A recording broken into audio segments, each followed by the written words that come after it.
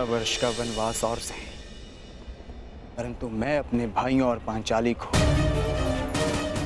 निर्बल नहीं होने दूंगा।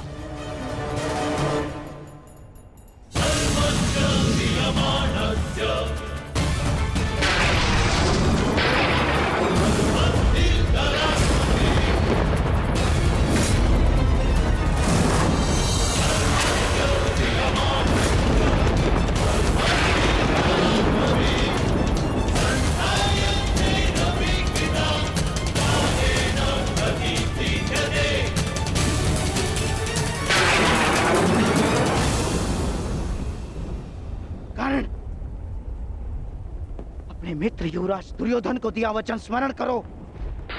प्रयोग करो वैष्णवस्त्र का, प्रयोग करो। मुझे अपने मित्र कर्ण के ऊपर पूर्ण विश्वास है। मैं नहीं चाहता कि भाई भाई पर शस्त्र उठाए, क्योंकि इस युद्ध से विनाश के अतिरिक्त कुछ नहीं मिलने वाला। द्वंद्व अधूरा छोड़कर आ गए। प्रयास किया है कि द्यूत में जो अधर्म हुआ उसे धर्म युद्ध से धोया जा सके, परंतु एक वचन भी है कि आपके पुत्र 1 वर्ष का अज्ञातवास अवश्य पूर्ण करेंगे। कर्ण को अपना हर वचन स्मरण है। मैंने युवराज दुर्योधन के लिए शस्त्र उठाने का वचन दिया है। युद्ध तो मैं अवश्य करूंगा, परंतु मैंने एक और वचन दिया है कि आपके पुत्र अज्ञातवास पूरा करेंगे, और ये वचन भी मैं अवश्य पूरा करूंगा।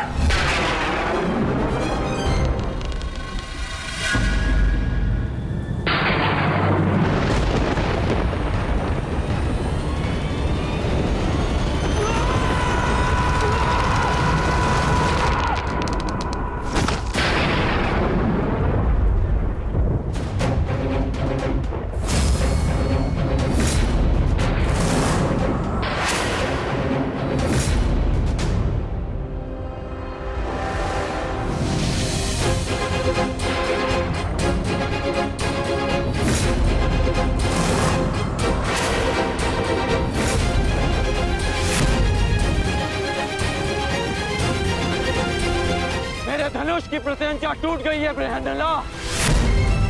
पता नहीं कौन सी शक्ति है जो तुम्हारी सुरक्षा कर रही है, परंतु ये राधेकर्ण उस शक्ति के समक्ष अपनी पराजय स्वीकार करता है।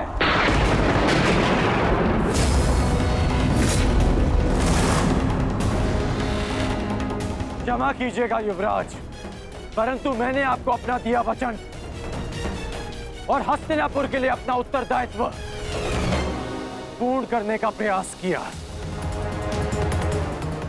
परंतु प्रारब्ध ने मेरा साथ नहीं दिया।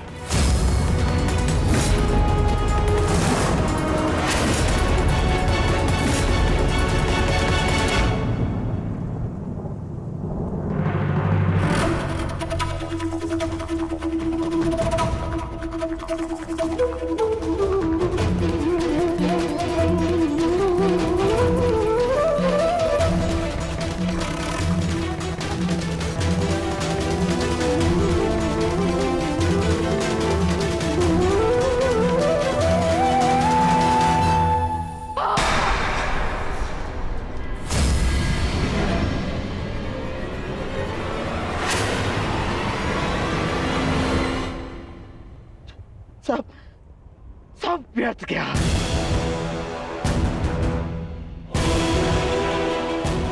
इतना परिश्रम, इतनी योजना, सब व्यर्थ गया।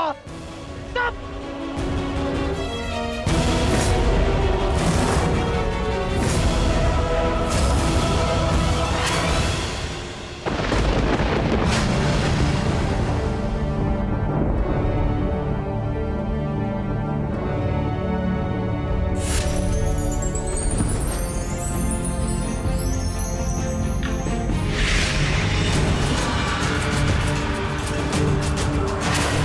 अर्जुन, अर्जुन,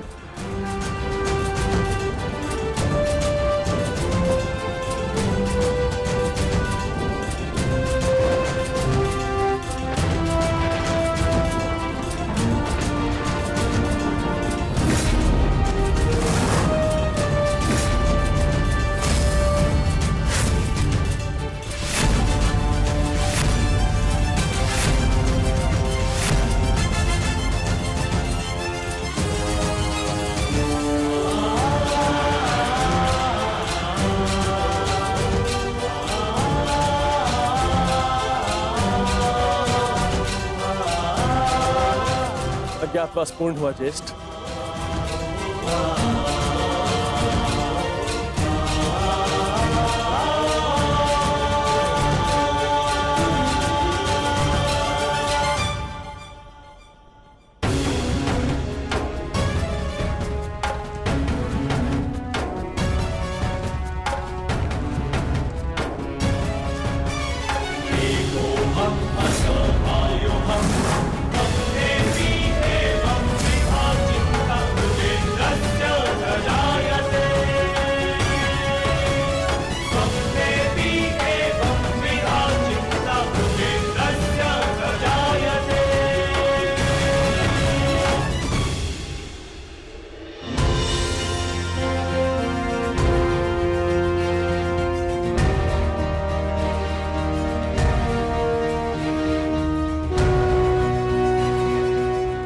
नियम के अनुसार हमने 12 वर्ष का वनवास और 1 वर्ष का अज्ञातवास पूर्ण कर लिया है पितामह।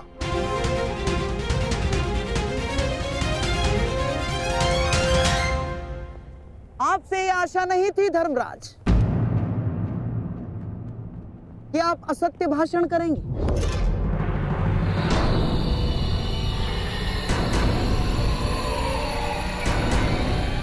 कैसा असत्य? ज्येष्ठ भ्राता श्री ठीक कह रहे हैं, हमारा अज्ञातवास पूर्ण हो चुका है। नहीं प्रिय अर्जुन, सभी नियमों का पालन नहीं हुआ है।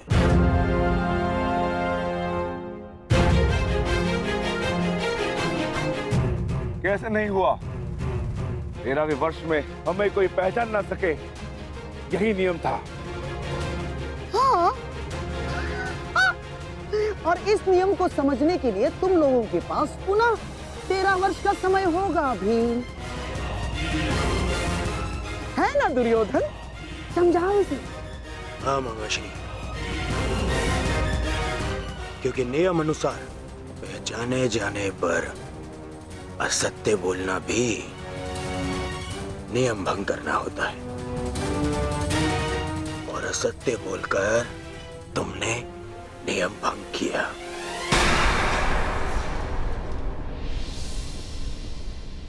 क्या सत्य कहा हमने? अपने अनुज से पूछो युधिष्ठिर। क्यों अर्जुन, जब मैंने तुमसे तुम्हारा परिचय पूछा तो क्या कहा था तुमने? बृहनल्ला नाम है मेरा। आचार्य द्रोण पितामह भीष्म के समक्ष, पूरी कौरव सेना के समक्ष अर्जुन ने असत्य कहा था। अपना नाम बृहनला बताया था, अपने आप को किन्नर बताया था।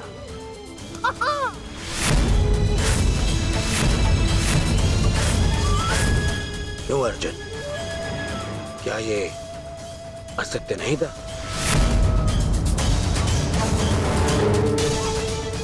आपने भी तो सुना था पितामह। बोलिए पितामह, अर्जुन ने ऐसा नहीं कहा था? हाँ,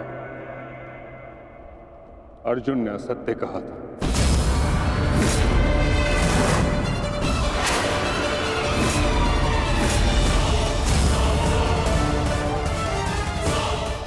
और अर्जुन ने अपना नाम बृहनला बताया था, और वो ही बृहनला अर्जुन बन के सामने खड़ा है।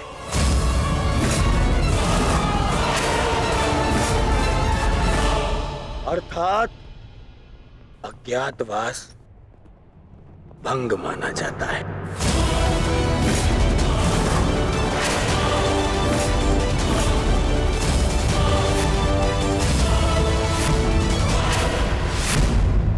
जाओ पांडवों, वापस वन में जाओ और योजना बनाओ कि अगली बार 12 वर्ष के पश्चात अज्ञातवास में कैसे पकड़े ना जाओ। हैं? जाओ। जाओ जाओ जाओ। नहीं दुर्योधन,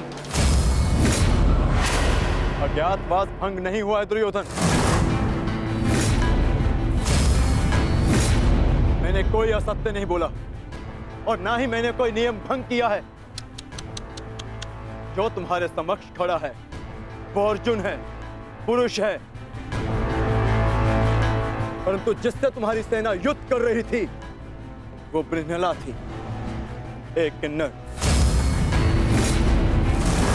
देव अप्सरा देवी उर्वशी ने मुझे शाप दिया था, इसलिए 1 वर्ष तक मुझे किन्नर बनकर रहना पड़ा। परंतु आज सूर्यास्त के पश्चात वो शाप पूर्ण हुआ। अब मुझे अपना वास्तविक रूप प्राप्त हुआ। अब आप बताइए पितामह, क्या मैंने असत्य कहा? क्या अज्ञातवास भंग हुआ? नहीं अर्जुन, तुमने कोई असत्य नहीं कहा और ना ही तुम्हारा अज्ञातवास भंग हुआ है।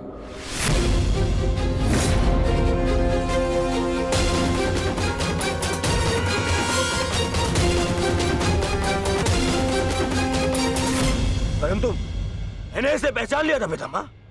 नहीं दुर्योधन, तुमने पहचाना नहीं था। तुम्हें आभास हुआ था कि ऐसा बाण केवल अर्जुन चला सकता है।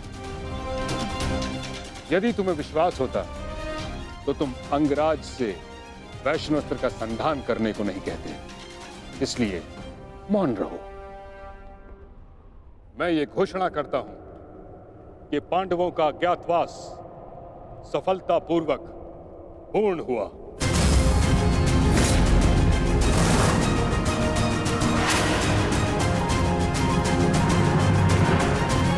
नहीं, नहीं मानता मैं। नहीं इनका अज्ञातवास पूर्ण हुआ है और न ही मैंने इनका राज्य लौटाऊंगा। अब जो भी निर्णय होगा वो युद्ध से होगा। हम पुनः अवश्य मिलेंगे युधिष्ठिर, रणभूमि में। स्मरण रखना दुर्योधन, हमने कभी युद्ध नहीं चाहा था। तुमने हमें इस युद्ध में धकेला है और अब यदि आर्यव्रत के भाग्य में युद्ध ही है तो ठीक है, जो युद्ध होगा अवश्य होगा। यदि न्याय और नीति के लिए हम वनवास भोग सकते हैं तो न्याय की स्थापना के लिए हम युद्ध भी अवश्य कर सकते हैं।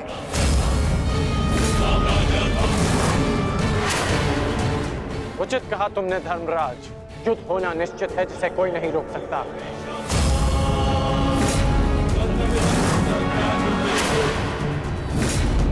अज्ञातवास पूर्ण होने का सुख कुछ ही दिनों तक रहेगा धर्मराज। हमने बिन 13 वर्षों को यूं ही नहीं काटा है कर्ण। जानता हूं, परंतु आप ये नहीं जानते कि इन 13 वर्षों के समाप्त होने की प्रतीक्षा आपसे अधिक मैंने की है। हर पल मैंने युद्ध की तैयारी की है धर्मराज।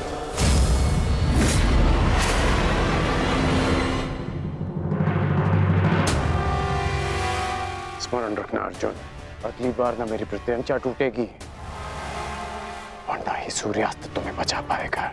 तुम भी स्मरण रखना, अगली बार वैष्णवास्त्र का उत्तर पशुपतास्त्र से मिलेगा।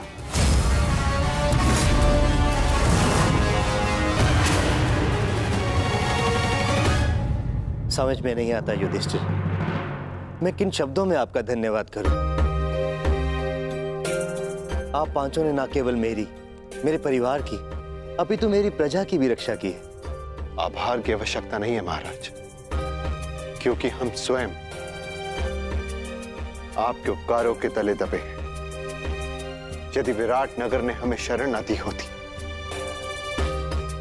तो हम फिर से 12 वर्ष का वनवास भोग रहे होते। सम्राट, समझ नहीं आता कि आपका ये ऋण कैसे चुकाऊंगा मैं। जीवन भर भी आपके चरणों में सेवा करूं, ये ऋण नहीं उतार पाऊंगा मैं। ऋण उतारने के लिए चरणों पर गिरने की आवश्यकता नहीं है विराट राज।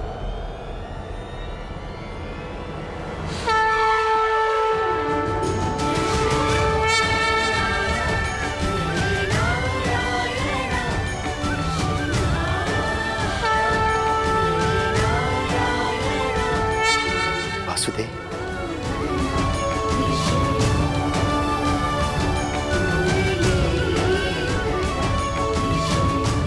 प्रणिपात वासुदेव।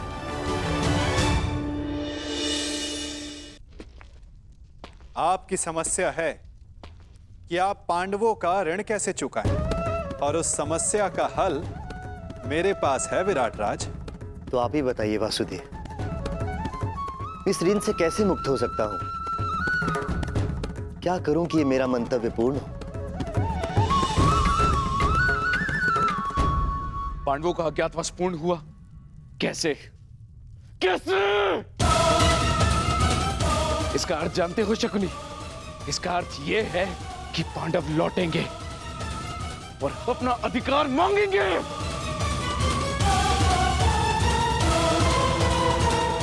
उनके मांगने से क्या होता है पिताश्री? मैं उन्हें अवसर नहीं दूंगा, कुछ नहीं मिलेगा उन्हें पिताश्री। मान!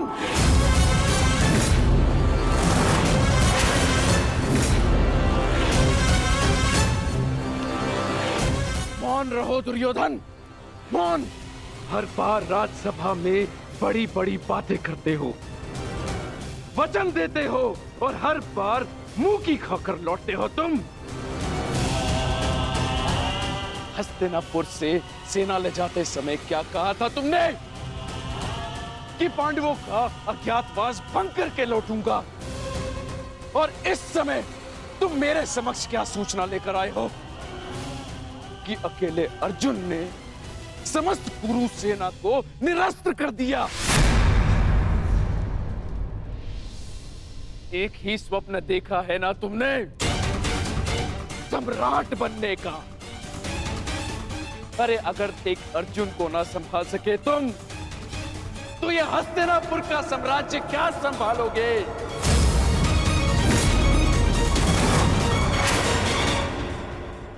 महाराज की जय हो। महाराज, विराटनगर से आपके लिए संदेश आया है।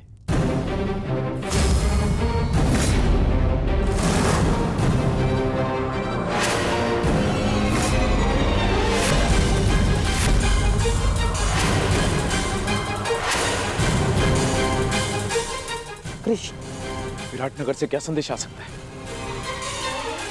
अवश्य उन पांडवों का ही संदेश होगा। युद्ध की चेतावनी भेजी होगी उन्होंने।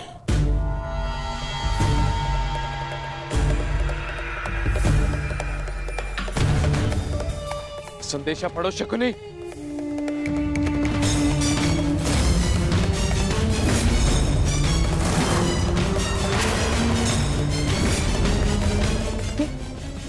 ये कैसे हो सकता है? क्या लिखा है इसमें मामा श्री? ये नहीं हो सकता दुर्योधन।